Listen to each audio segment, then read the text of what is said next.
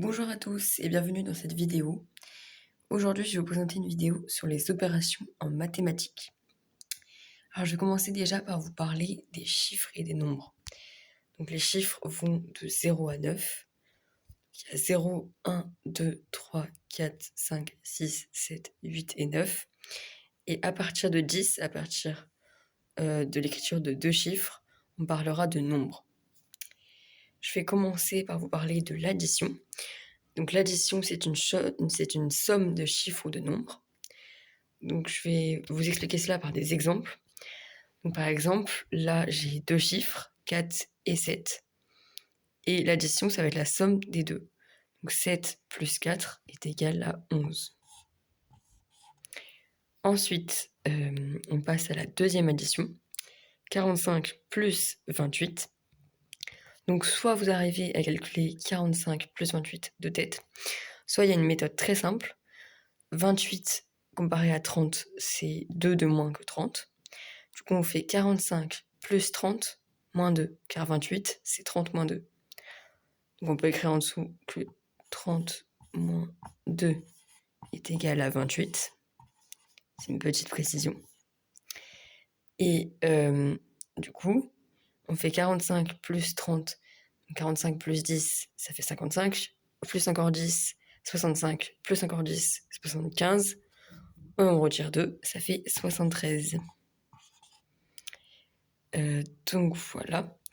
À présent, nous pouvons passer à la soustraction. 7 moins 4. Donc là, ça nous fait 3.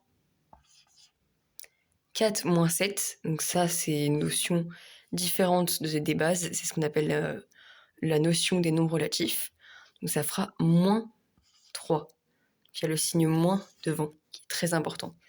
Car on a dépensé 4 euros et on a redépensé 7 euros.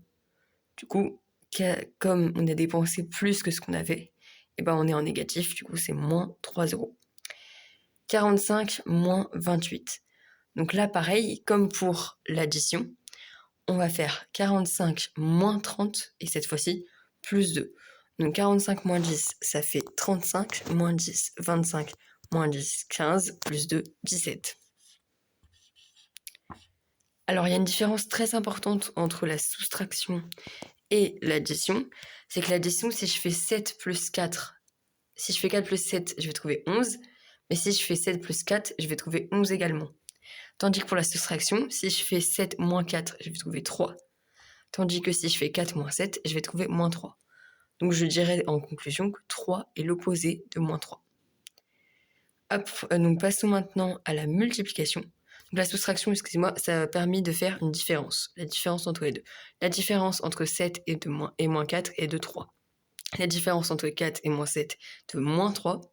Et la différence entre 45 et moins 28 est de 17. Passons maintenant à la multiplication, donc ce qui correspond au produit. Donc, on va multiplier 4 fois 7. Donc, on peut multiplier de tête par l'étape de multiplication qu'on a normalement appris. Donc 4 fois 7, ça fait 28. Là, comme pour l'addition, 4 fois 7 est égal à 7 fois 4. C'est la même chose. On peut écrire un signe égal entre les deux. 7 fois 4, c'est toujours égal à 28. 45 fois 28. Donc de tête, ça peut paraître compliqué, mais on peut le poser à côté. Donc 8 fois 5, ça fait 40. Donc je mets 0 et je retiens 4. 8 fois 4, 32. Plus 4, 36. Ensuite, je mets un 0, je retiens 0. Je peux barrer la retenue pour ne pas me tromper. 2 fois 5, ça fait 10. Je mets 0 et je retiens 1. 4 fois 2, 8. Plus 1, 9. Je peux barrer la retenue.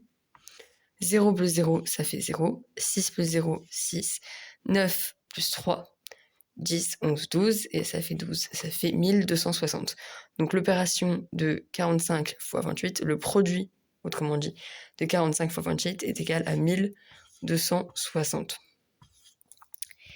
Et ensuite, nous pouvons passer alors à la multiplication par des nombres avec des zéros. Donc 56 fois 0, et ben en fait, ça fait 5600. Pourquoi ? Car on va multiplier 56 fois 100 en rajoutant les 2 zéros. Donc on met 56 et fois 100, il y a 2 zéros. Et on met 2 zéros, ça fait 5600. Nous finissons cette vidéo avec la division. Donc la division, c'est comme la soustraction.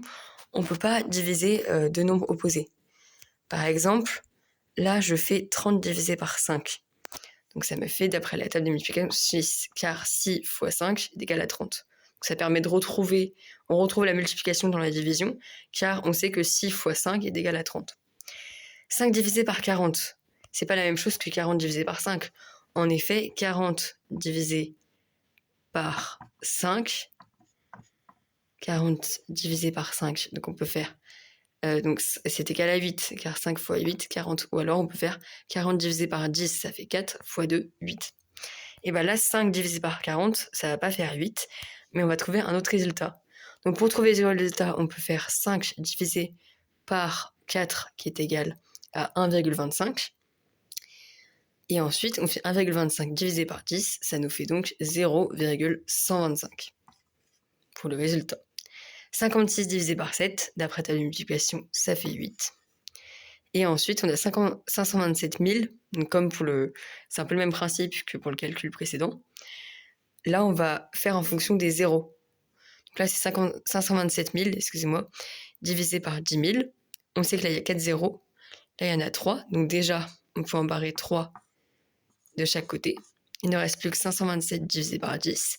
Et ça nous fait 52,7. Donc les résultats précédents étaient quasiment tous des nombres entiers. Sauf ici et là, on se retrouve avec des résultats décimaux. Donc voilà.